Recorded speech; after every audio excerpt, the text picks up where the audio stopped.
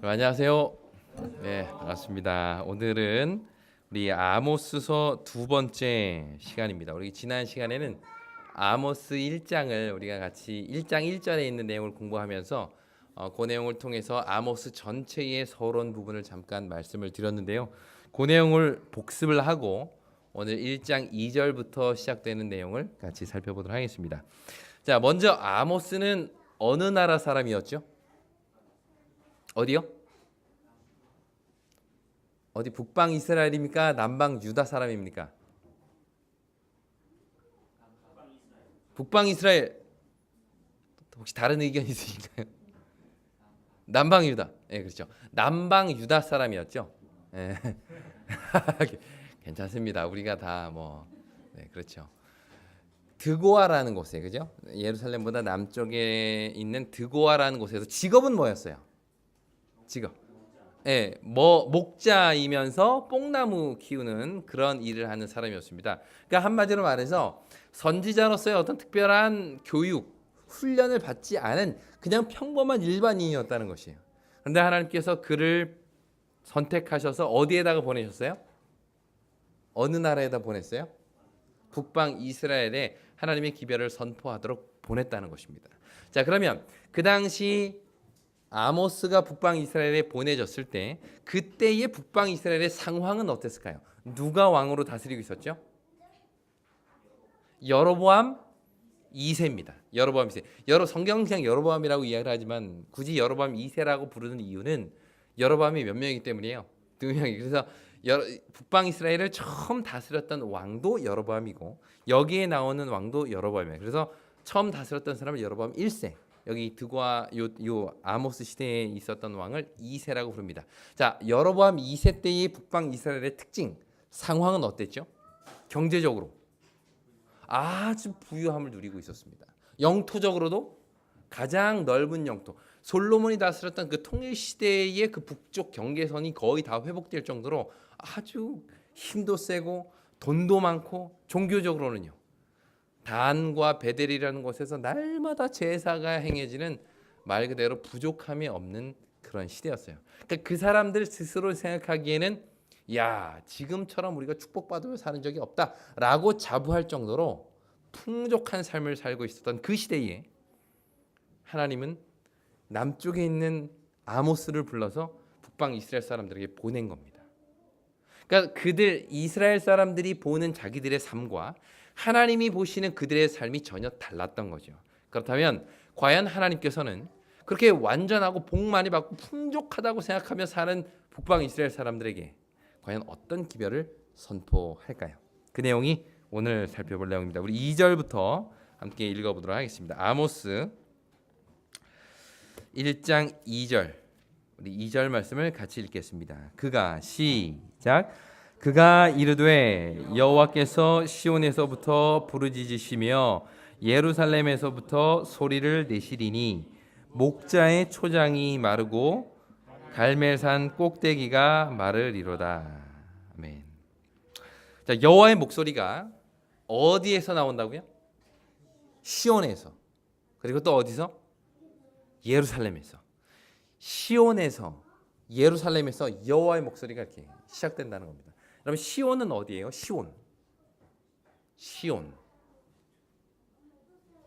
시온이 어디 있죠? 시온산 향해 가는 시온이 어디 있어요? 시온은 예루살렘 성이 있는 거기가 시온입니다.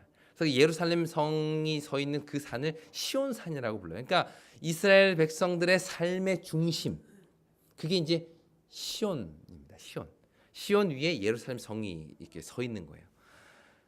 그래서 시온에서부터 여호와의 음성이 나온다, 예루살렘으로부터 여호와의 음성이 나온다는 말은 어떻게 보면 같은 장소를 의미하는 겁니다. 그런데 시온이라는 곳, 또 예루살렘이라는 곳은 북방 이스라엘에 있는 곳이에요? 남방 유다에 있는 곳이에요? 어디에 있죠? 예루살렘이 북방 이스라엘에 있습니까? 남방 유다에 있습니까? 남방 유다의 수도가 예루살렘이에요. 북방 이스라엘의 수도는 어디였어요? 사마리아였죠. 그러면 지금 북방 이스라엘 사람들에게 기별을 전하니까 원래대로 한다면 어디서부터 여호와의 음성이 들린다 해야 돼요? 사마리아에서부터 여호와 음성이 들린다라고 해야 되는데 오히려 여기서 하나님께서는 여호와의 음성이 어디서부터요? 시온에서부터, 예루살렘에서부터. 그 이유가 뭘까요?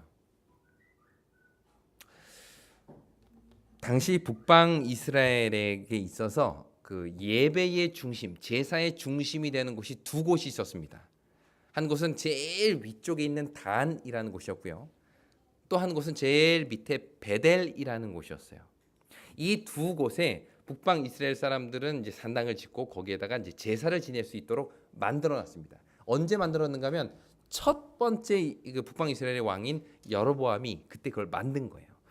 왜 그때 만들었는가 하면 남방 유다와 북방 이스라엘로 이렇게 나눠져 있었지만 왕래가 어느 정도 좀 자유로웠어요. 그래서 북방 이스라엘에 있는 사람들이 제사를 지내거나 예배를 드릴 때는 언제나 어디로 와요? 남방 유다로 와서 예루살렘에 와서 예배를 드리고 제사를 드리고 이제 가는 거예요. 그러니까 이제 여로보암 마음은 좀 불안한 겁니다. 아, 이 사람들이 자꾸 예루살렘에 왔다 갔다 하다가 마음이 그쪽으로 많이 쏠리지는 않을까라는 불편한 마음이 들었어요. 그래서 이 사람들이 더 이상 남방 유다로 갈 필요 없게 만들기 위해서 생각해낸 방편이 북방 이스라엘에도 뭘 만들면 되겠구나? 제사 지내고 예배할 만한 장소를 만들면 되겠구나라고 생각하고 만든 두 장소가 제일 북쪽에 있는 단, 그 남쪽에 있는 베델, 이 두 곳에다가 제단을 쌓고 거기서 제사를 지낼 수 있도록 만들어 놓은 겁니다. 그때부터 북방 이스라엘 사람들은 남쪽으로 내려오지 않았어요. 거기에서 제사를 지냅니다. 우리 한번 볼까요? 열왕기상 12장 28절 29절. 열왕기상 12장 28절과 29절입니다. 찾으신 분이 좀 큰 소리로 읽어주시면 감사하겠습니다. 열왕기상 12장 28절과 29절입니다. 이에 계획하고 두 금송아지를 만들고 무리에게 말하기를 너희가 다시는 예루살렘에 올라갈 것이 없도다. 이스라엘아, 이는 너희를 애굽 땅에서 인도하여 올린 너희의 신들이라 하고 하나는 베델에 두고 하나는 단에 둔지라. 네, 여기 보니까 여로보암이 어떻게 했는가 하면 야 너희 더 이상 예루살렘에 올라갈 필요가 없다. 예루살렘은 북방 이스라엘보다 더 남쪽에 있는데 굳이 올라갈 필요가 없다라고 표현한 이유는 우리가 서울을 중심으로 이야기하듯이 다른 어디에서 와도 예루살렘으로 올라간다는 이제 표현을 씁니다. 더 이상 예루살렘에 올라갈 필요 없다. 이제 내가 단하고 브엘세바에다가 뭘 만들었다? 뭘 만들었대요? 금송아지를 만들고 거기다 두었답니다. 그러고는 이야기하기를 이 금송아지야말로 뭐한 신이다? 너희를 애굽에서 구원한 신이다. 혹시 어디서 많이 듣던 이야기 아닙니까? 언제 이런 사건이 벌어졌죠? 이스라엘 백성들이 출애굽할 때 시내 광야에서 십계명 받으러 올라간 사이에 이스라엘 백성들이 아론과 더불어 만들었던 금송아지. 그러면서 뭐라고 외쳤어요? 이 신이 우리를 애굽에서 구원해내는 신이다라고 외쳤던 그 일을 똑같이 저지른 거예요. 더 놀라운 것은 그것뿐만 아니라 레위인 출신도 아닌 온갖 그냥 평범한 사람들 막 뽑아다가 거기서 제사장으로 일을 하도록 막 시키고 더 나아가서는 이스라엘 유다의 그 절기와 아주 비슷한 절기들을 막 만들어냈어요. 그래서 그 절기에 사람들이 와서 예배드리고 제사 지내고 하는 일들을 하도록 만든 겁니다. 그러니까 그들의 삶은 변한 게 그렇게 많진 않아요. 그러니까 약간씩만 바뀐 겁니다.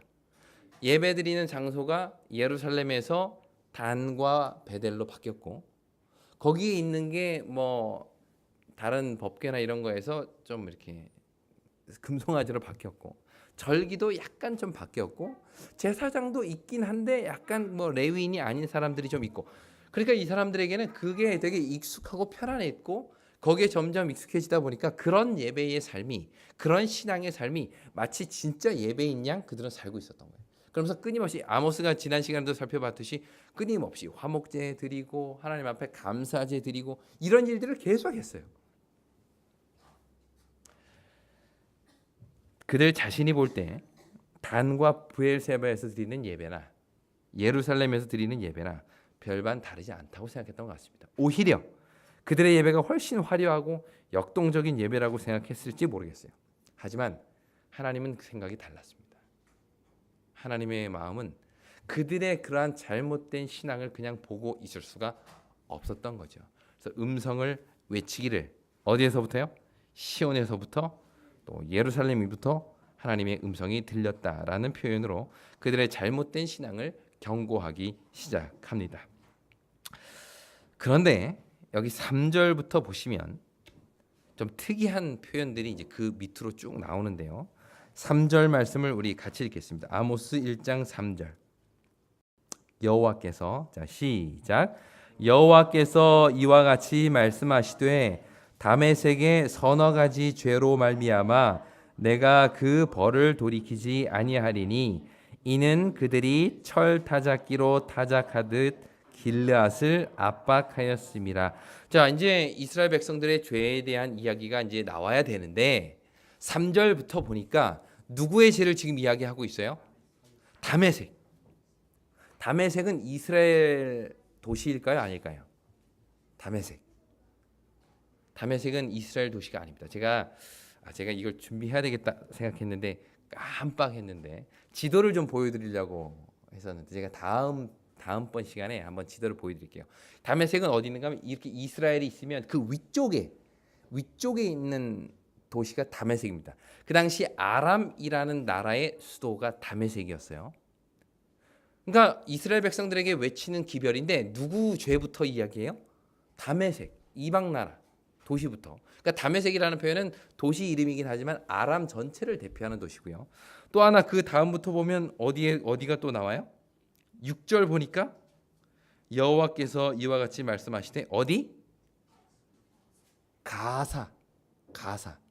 가사는 어딘가 하면 그 약간 남쪽의 해안가에 있는 블레셋의 5도시 중에 하나가 가사입니다. 그러니까 이건 블레셋에게 보내는 기별, 블레셋의 죄에 대한 이야기예요. 그 다음에 보시면 9절에 보니까 두로, 또 위에 보니까 6절에도 보니까 또 에돔, 또 11절에 보니까 에돔 나오고요. 13절에는 암몬 나오고 20절에 2장 1절에 보니까 모압 이렇게 나와요. 자, 이 나라들은 다 이스라엘 북방 이스라엘에 속한 나라가 아니었어요. 그런 도시가 아니었습니다. 그러니까 지금 보니까 북방 이스라엘과 남방 유다가 있고 그 주변에 여러 나라들이 있는데 그 나라들의 죄를 이야기하는 거로부터 기별이 시작된다고 합니다. 이게 아모스서의 특이한 점이에요. 보통 북방 이스라엘에게 기별을 전하기 위해서 전파됐으면 이스라엘 사람들의 죄에 대해서 이야기를 해야 되는데 아모스 기별은 그 주변에 있는 나라들 혹은 도시들의 죄부터 이야기한다는 것입니다. 근데 그 순서도 보시면 재밌는데 처음에는 다메섹, 가사, 두로. 이것은 다메섹은 아까 말씀드린 아람이라는 나라의 도시고요. 가사는 블레셋이라는 나라의 도시고 두로는 우리가 흔히 알고 있는 페니키아 그 도시입니다. 그러니까 이스라엘 백성들하고 같은 민족은 아니고 전혀 상관없는 민족들의 죄를 이야기하고 그 다음에 나오는 게 에돔, 암몬, 모압이라는 나라예요. 여러분 에돔, 암몬, 모압은 이스라엘과 어떤 관련이 있을까요? 먼저 에돔이라는 나라 그 민족은 시조가 누구죠? 똑같이 에자로 시작되는데 에돔은 불다라는 뜻입니다. 누구예요? 에서입니다. 에서의 후손이 에돔이에요. 에서의 후손이 에돔이에요. 그럼 암몬과 모압은요? 이게 형제지간인데 암몬 모압은 누구의 자녀일까요? 네, 누구요? 롯, 그죠? 롯과 두 딸이 있었는데 소돔과 고모라에서 나오다가 이제 자기들도 죽고 아내도 죽고 결국 딸이 이제 대를 못 잇게 되니까 아버지에게 술을 먹인 다음에 두 딸이 아버지로부터 아이를 갖죠. 그래서 나왔던 아이들이 그 민족이 암몬과 모압입니다. 그렇게 이제 되는 거예요. 그러니까 처음에 아람 또 블레셋 그리고 페니키아 두로 이거는 이스라엘과 상관이 없는 나라의 죄를 먼저 이야기하고 그 다음에는 이스라엘과 좀 친척벌 되는 에돔, 암몬, 모압의 죄를 이야기하고 그 다음에 어디 죄를 이야기할까요? 그 다음엔 남방 유다의 죄를 이야기합니다. 그리고 가장 마지막에 누구 죄를 이야기해요? 메인 그 기별의 메인인 북방 이스라엘의 죄를 가장 마지막에 이야기를 합니다. 그래서 오늘은 이 6나라 여기에 전한 기별의 내용들을 좀 살펴보고 우리 다음 시간에 남방 유다와 북방 이스라엘에게 전하는 기별을 좀 살펴보도록 하겠습니다. 좀 짧게 좀 보도록 할 텐데요. 먼저 3절 말씀을 제가 다시 한번 읽겠습니다. 여호와께서 이와 같이 말씀하시되 다메섹의 서너 가지 죄로 말미암아 내가 그 벌을 돌이키지 아니하리니 이는 그들이 철 타작기로 타작하듯 길르앗을 압박하였음이라. 여기 다메섹의 몇 가지 죄가 나오죠? 서너 가지 죄입니다. 몇 가지 죄를 이야기해야 될까요? 세 가지나 네 가지 죄를 이제 기록을 해야 되는데 신기한 건 요게 계속 반복이 됩니다. 뭐 두로의 서너 가지 죄, 또 뭐 가사의 서너 가지 죄, 계속 이 표현이 반복이 되는데 정작 죄를 이야기하는 건 몇 가지만 이야기해요? 하나만 이야기합니다. 그러니까 이 학자들이 왜 그랬을까? 서너 가지 죄면 세 개나 네 개를 얘기해야 되는데 왜 한 가지만 얘기할까? 이것은 이 고대 근동 사람들의 어떤 문학적인 특징일 거다. 그래서 n 슬러시 n 플러스 1. 그래서 세 개, 네 개.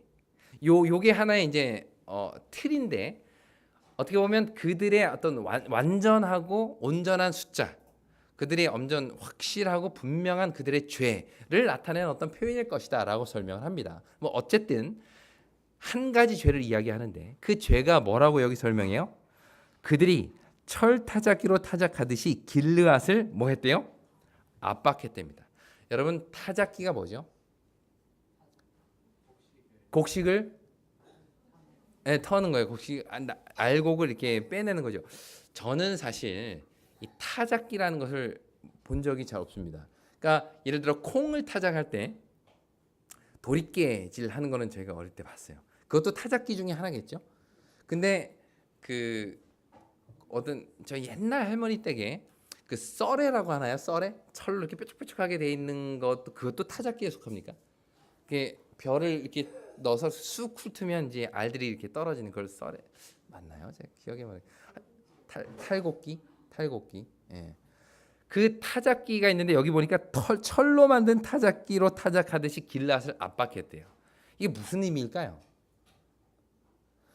그러니까 나달 하나 남지 않을 정도로 아주 철저하게 털어 먹었다는 겁니다. 그러니까 전쟁을 하고 뭐 사람들을 잡아가고 뭐 빼앗아 가는 것은 이제 흔히 있는 일인데 그들이 어떻게 했는가 하면 철 타작기로 타작하듯이 완전하게 압박하고 몽땅 빼앗아 갔다라는 것을 지적을 하고 있는 것이에요. 여기 이 길르앗이라는 곳은 북방 이스라엘의 이제 지역입니다. 제일 위쪽 갈릴리 쪽의 지역인데 이 지역은 그러니까 북쪽에 있다 보니까 이 아람하고 이렇게 맞닿아 있는 지역이었어요. 그리고 이 길르앗이라는 곳이 아주 중요했던 부분이 지난주에 제가 말씀드렸던 거 암소 얘기했던 거 기억나세요? 이스라엘 백성들에게 너희는 어디에 암소들이다 이런 얘기했죠? 바산의 암소들이다라고 했죠. 바산의 암소라는 말은 바산이라는 지역은 목초가 아주 잘 돼가지고 소를 방목할 수 있는 아주 비옥한 땅이었다고 해요. 그 길앗과 바산이 거의 이렇게 인접해 있는 곳이에요. 그래서 길앗이라는 것도 아주 비옥하고 목초지가 많은 곳이었어요. 그러니까 사람들이 많이 탐을 내는 곳이었겠죠. 바로 그곳에 이스라엘 백성들과 이스라엘과 아람이 이렇게 맞닿아 있기 때문에 자주 그 땅을 차지하기 위해서 이제 전쟁이 벌어졌는데 거기에 와가지고 이제 전쟁을 했는데 보니까 이 아람 사람들이 남김없이 다 털어가는 겁니다. 뭐 음식이든 사람이든 뭐든 그냥 남김없이 다 빼앗아가는 거예요. 그래서 하나님께서 그 다메섹의 죄를 지적하면서 너희들 전쟁을 하는 것까지는 뭐 그렇다 쳐도 너무한 거 아니냐? 철 타작기로 타작하듯이 어떻게 이렇게 완전하게 그냥 다 털어가느냐? 지금 이걸 죄로 지적하고 있다는 것입니다. 이것은 무엇을 의미하는 걸까요? 보시면 이 다메섹은 하나님을 섬기고 하나님을 아는 사람들이 아니었어요. 그래서 그들의 죄를 지적할 때 너 왜 우상을 섬기느냐? 너 왜 하나님을 되게 섬기지 않느냐? 너 왜 제사 지내지 않느냐? 너 왜 온전한 신앙하지 않느냐? 너 왜 교회 오지 않느냐? 이런 내용으로 심판을 하지 않았다는 것이에요. 전쟁을 할 때 너무나도 비인간적이고 비인도적이고 전쟁에 졌음에도 불구하고 이 진 사람들의 삶에 대해서 조금의 배려도 없는 그러한 모습들. 그러니까 우리가 생각하면 야 어떻게 인간적으로 너희 그럴 수 있느냐? 이런 내용들을 가지고 그들의 죄를 심판했다는 것입니다. 그러니까 그들이 가지고 있는 율법에 대한 지식이 없다 할지라도 사람이면 인간의 마음을 가지고 있으면 누구나 생각할 수 있는 그러한 정도의 일들도 너는 하지 않는다는 것. 거기에 대해서 하나님이 심판하셨다는 것이에요. 이게 되게 특이한 내용입니다. 그러니까 하나님을 모르는 이방 나라에게도 그들에게 심판을 하시는데 그 기준은 이스라엘 백성들이나 유다 백성들을 심판하는 기준하고 같아요, 달라요? 다르다는 거예요. 전쟁을 할 때 정말 눈꼽만큼의 자비도 없이 다 털어가는 그들의 비인간적인 모습들, 거기에 대해서 하나님은 심판하셨다는 것이에요. 우리 그 다음 내용을 보겠습니다. 6절입니다. 여호와께서 이와 같이 말씀하시되 가사의 서너 가지 죄로 말미암아 내가 그 벌을 돌이키지 아니하리니 이는 그들이 모든 사로잡은 자를 끌어 에돔에 넘겼음이라. 자, 이게 아까 가사는 어디 도시라고 이야기했죠? 블레셋이라는 건 우리가 많이 들어서 이제 익숙한 나라인데 블레셋의 유명한 장군 누가 있죠? 골리앗입니다. 골리앗 블레셋인데 근데 블레셋은 하나의 나라가 아니라 5개의 도시국가의 연합으로 만들어진 나라가 블레셋이에요. 그러니까 가사라는 도시가 있고 그러니까 그 도시에도 왕이 있습니다. 또 가드라는 곳, 또 아스돗, 또 에글론, 에스그론 이렇게 5개의 도시들로 이루어진 나라가 블레셋입니다. 그래서 이 골리앗은 블레셋 장군이지만 어디 출신인가 하면 가드 사람 골리앗이에요. 그러니까 가드라는 도시 국가의 출신입니다. 근데 그 중에 하나 대표적으로 이제 가사를 들어서 이제 이야기를 하고 있는데 가사의 죄를 한번 보세요. 가사의 죄가 뭐라고 지금 이야기를 하고 있죠? 그들이 어떤 죄를 지금 지적하고 있어요? 6절에 보니까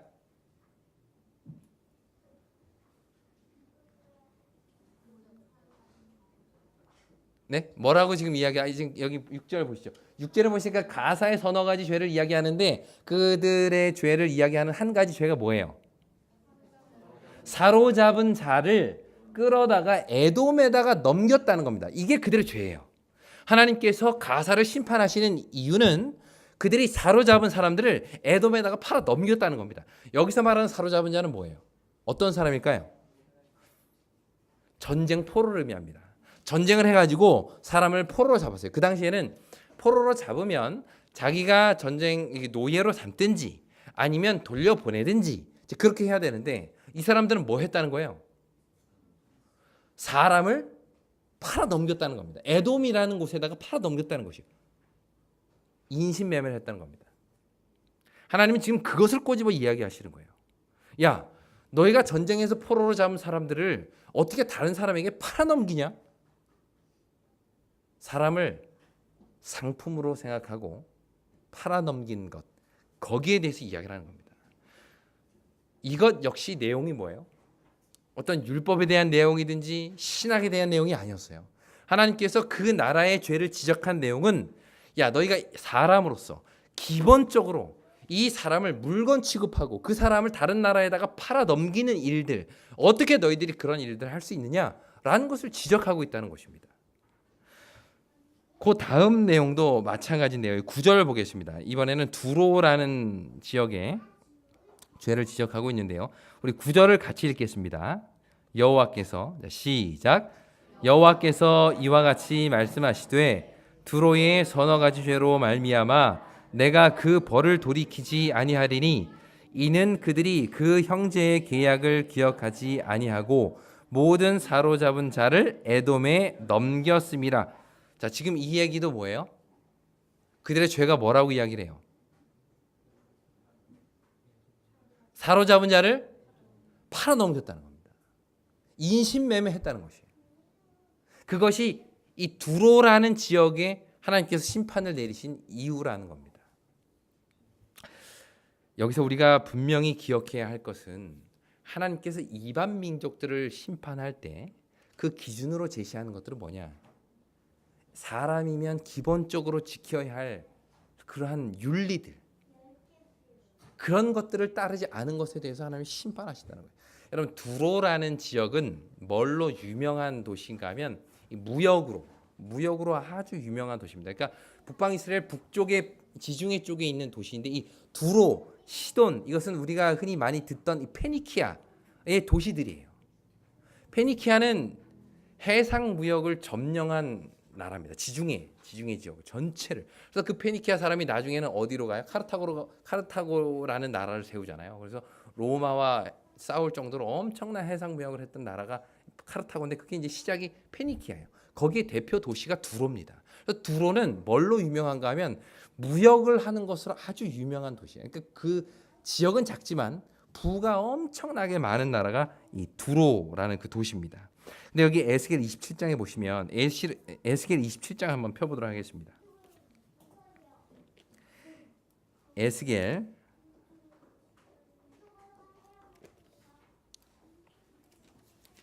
27장 두로에 대한 이야기가 나오는데요. 12절부터 보겠습니다. 여기는 두로에 대한 애가라고 해서 쭉 나오는데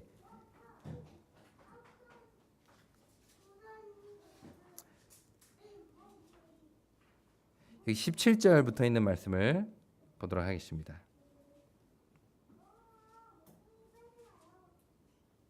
17절부터 보시면 유다와 이스라엘 땅 사람이 내 상인이 되었음이며 여기 보면 어떤 물건은 밀과 과자와 꿀과 기름과 유향을 내 물품과 바꾸어 갔도다. 그러면서 밑에 나오기를 너의 제품이 많고 각종 보화가 풍부함으로 다메섹이 너와 거래하였고 쭉 대나무 제품과 내 상품이 이렇게 있고 뭐 천을 거래하였고 염소와 수양과 양들을 거래하였고 각종 극상품과 향재료와 보석들과 황금을 거래하였고 이런 거래 내용들이 쭉 나옵니다. 근데 어떤 내용도 나오는가 하면 13절 보시면 야완과 두발과 메색은 내 상인이 되었으며 사람과 녹그릇을 가지고 내 상품을 바꾸어 갔도다. 자, 여기서 서로 거래를 하는데 정말 무역으로 유명해서 부자가 된 이 두로의 물품들을 보니까 뭐가 나와요? 13절에 사람이 나옵니다. 인신매매를 했다는 것이에요. 사람을 돈 주고 팔았다는 겁니다. 하나님께서 근데 이 두로라는 지역을 심판하실 때 뭘로 심판하셨는가 하면 이 사람 팔아 넘긴 거, 사로잡은 사람들을 에돔에다 팔아 넘긴 거, 이걸 가지고 심판했다는 것이에요. 너 왜 십계명 안 지켰냐? 너 왜 하나님 안 믿냐? 이게 아니라 하나님을 모르고 율법이 없는 자들을 심판하시는데 그 죄목이 너 어떻게 사람을 팔아 넘길 수 있냐? 너 어떻게 사람을 상품으로 그렇게 대할 수 있느냐? 그건 너희가 할 일이냐? 그 이야기를 하는 거예요. 근데 재미있는 것은 이렇게 무역으로 돈을 많이 벌고 심지어 사람까지 팔아넘기는 일을 서슴지 않았던 이 두로의 모습을 에스겔은 누구와 빗대어 이야기를 하냐면 바로 우리가 너무나도 잘 아는 사단의 모습을 빗대어서 소개합니다. 28장 한 장 넘겨보시면 28장 16절 17절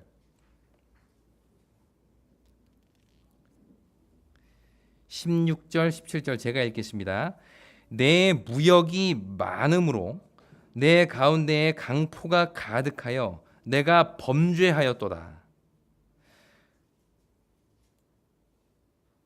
너 지키는 구루바 그러므로 내가 너를 더럽게 여겨 하나님의 산에서 쫓아내고 불타는 돌들 사이에서 멸하였도다. 17절 내가 아름다움으로 마음이 교만하였으며 내가 영화로움으로 내 지혜를 더럽혔으며 내가 너를 땅에 던져 왕들 앞에 두고 그들의 구경거리가 되게 하였도다. 자, 이게 두로 왕에게 받을 심판을 이야기하는데 이게 누구를 상징한다고 우리가 이해하고 있어요? 사단의 모습입니다. 사단의 모습이에요. 두로는 무역을 통해서 돈을 정말 많이 벌었고 영광을 누렸고 영화를 누렸습니다. 그런데 오히려 그 모습이 그의 아름다움과 영화로움과 무역이 많은 것이 오히려 그들을 교만하게 만들었고 폭력적으로 만들었고 강포가 가득하게 만들었다라고 에스겔은 이야기하고 있다는 것이에요. 이것이 두로에 하나님께서 심판을 내린 이유라는 겁니다. 사단의 교만은 사실 결국 그의 아름다움 때문이었습니다. 이 말은 아름다움이 문제라는 것이 아니라 그 아름다움을 통하여 하나님께 영광을 돌리지 않은 것이 그의 시험이었다는 것이에요. 이것은 오늘 우리에게도 그대로 적용이 됩니다. 두로라는 곳에 하나님이 심판을 내리신 이유는 그들의 그 풍족함, 여러 무역을 통해서 부를 누리고 했던 그 풍족함이 오히려 그들로 하여금 사람을 팔아넘기는 일까지 서슴지 않게 만들었다는 것이에요. 그들의 마음이 그만큼 무뎌졌다는 것입니다. 그래서 하나님이 아모스를 통해서 그들의 죄를 지적하실 때 그 한 가지는 뭐예요? 너희가 사로잡은 자, 전쟁 포로들을 에돔에다가 너희가 어떻게 팔아넘겼느냐, 어떻게 인간으로서 너희가 그런 일을 할 수 있느냐, 그 죄를 지적했다는 것이에요. 이것이 아모스에 나와 있는 우리 두로의 죄입니다. 그럼 다시 아모스서로 가서요.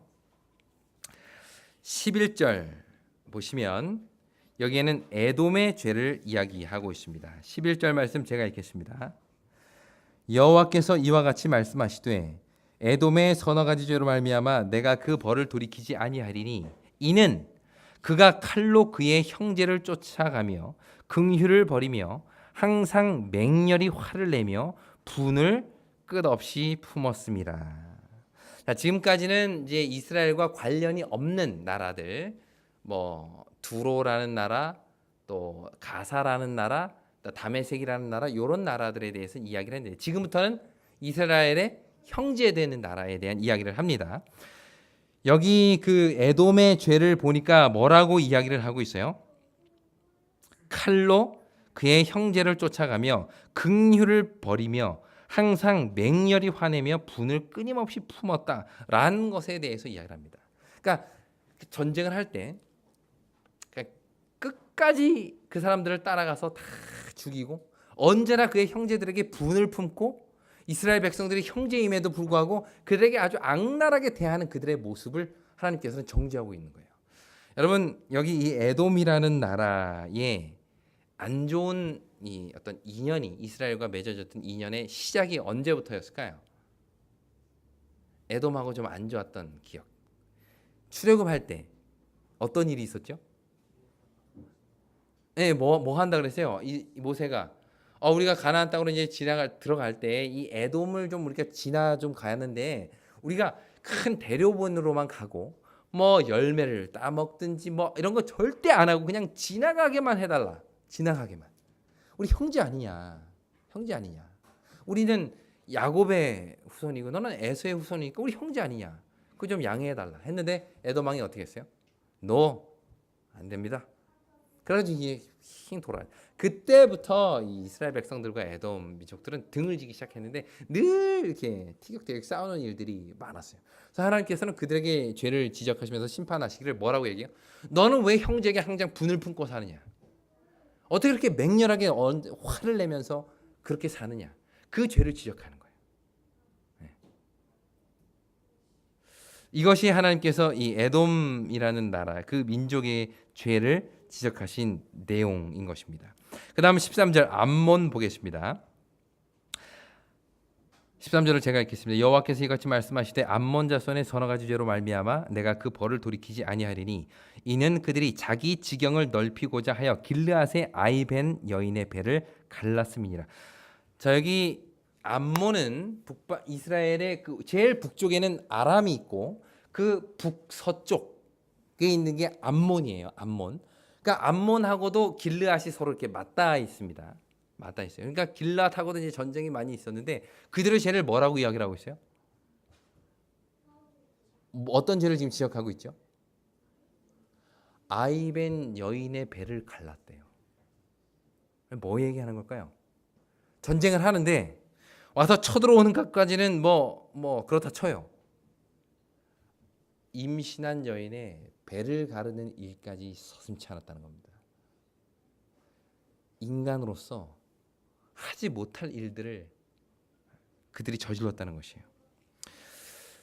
이 당시 사람들은 이 아이벤 여인의 배를 갈랐다는 것은 어떤 회복의 씨앗을 완전히 그냥 다 이제 씨를 말려버리는 어떤 그런 의미를 담고 있습니다.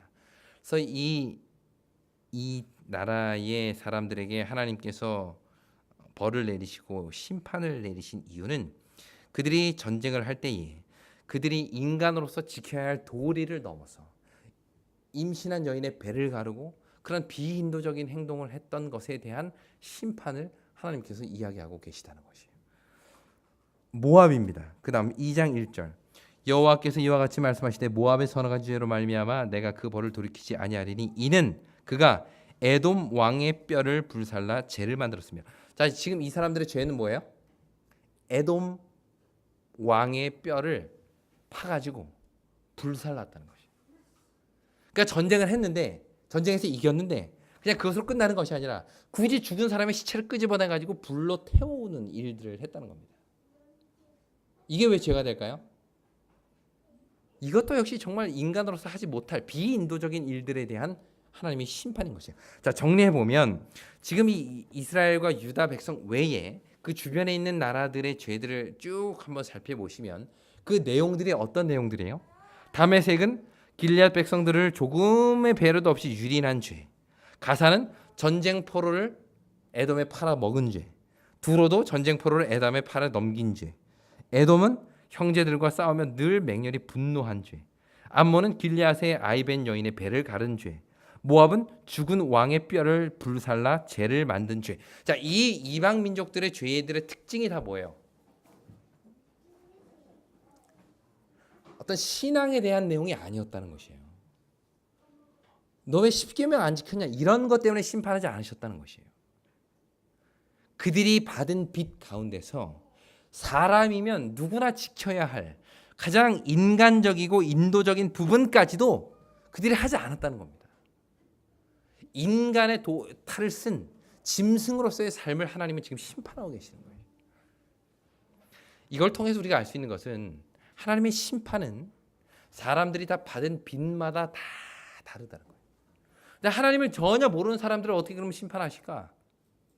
이런 이방 국가들에 대한 심판의 기준을 보니까 하나님께서는 그들이 행해야 할 사람으로서 기본적으로 행해야 할 그 인간의 도리, 그것을 넘어선 여러 가지 행동들, 그 비인도적이고 인간적인 행동들에 대한 심판을 하나님께서 말씀하고 계시다는 겁니다. 약자라도 불쌍히 여길 줄 아는 마음, 아무리 전쟁을 해서 이겼다 할지라도 그 백성들을 인간으로서 대우하고 배려할 수 있는 마음, 그것이 없는 것에 대한 심판을 하나님께서 내리셨다는 것이에요. 이것이 하나님께서 이방 민족들에게 요구하신 내용이라는 것입니다. 이 내용을 들으니까 어떤 생각이 드세요? 사실 하나님께서 오늘 우리에게 요구하는 것도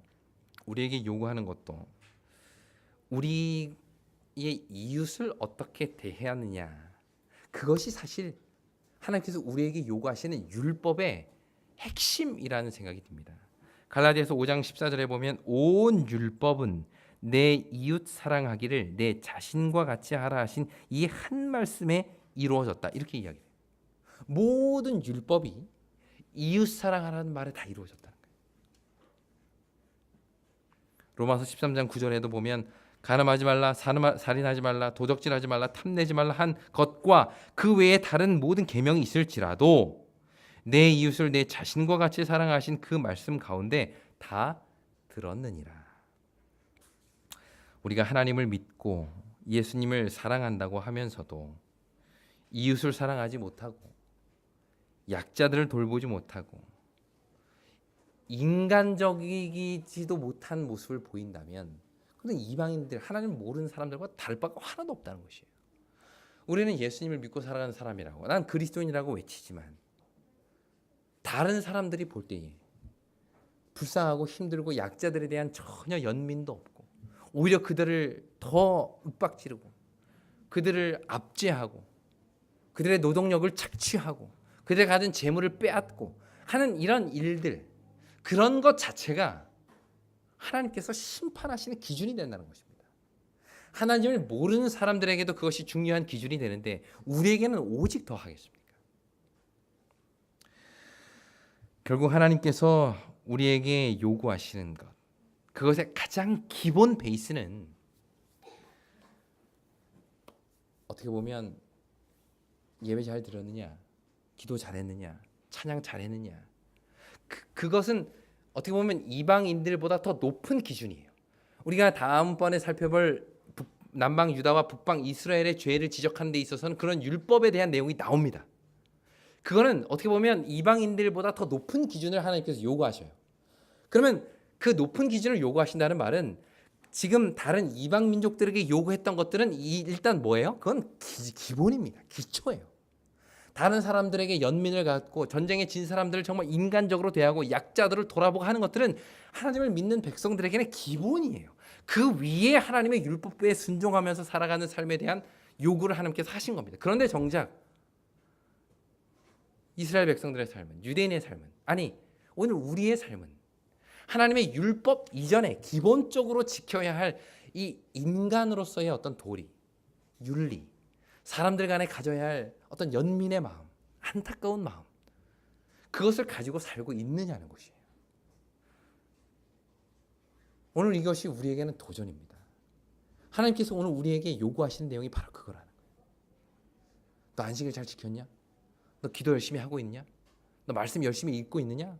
라는 것을 묻기 이전에 우리의 마음 가운데 정말 이웃을 향한 사랑의 마음이 있는지, 나보다 좀 약한 사람, 나보다 좀 못하다고 보이는 사람, 그래서 세상에서 무시받고 있는 그런 사람에게 얼마나 내가 연민의 마음을 보내고 살고 있느냐, 이것이 어찌 보면 신앙의 그 기저에 깔려야 할 가장 기본적인 내용이라는 것입니다. 이것이 우리의 삶에, 우리의 신앙의 가장 밑바탕에 기본으로, 기초로, 어떻게 보면 선수 과목으로 다 이렇게 이수되어야 할 내용이라는 것이. 그 위에 하나님의 말씀대로, 하나님의 율법대로 사는 삶이 이렇게 세워져야 한다는 것입니다. 결국 오늘 우리는 이 아모스 1장 2절부터 우리 2장 초반부에 나와 있는 이방 민족에 대한 심판의 내용을 통해서 하나님은 과연 율법이 없는 이방인들에게 무엇으로 심판하셨는지를 살펴보았고, 그것이 오늘 우리에게는 어떤 도전을 주는지를 생각해 보았습니다. 결국 우리는 하나님을 믿는 백성이라고 이야기하기 이전에 사람으로서, 인간으로서 이 온 인류를 바라보는 그 하나님의 마음으로 내 이웃을 내 몸과 같이 사랑하는 그 기본의 마음, 그것이 우리에게 잘 준비되므로 하나님 보시기에도 훌륭한 자녀뿐만 아니라 우리 주위의 세상 사람들이 보기에도 정말 본받을 만한 사람, 하나님의 사랑을 삶으로 실천하는 사람이 되기를 간절히 바라면서 오늘 말씀을 마치겠습니다.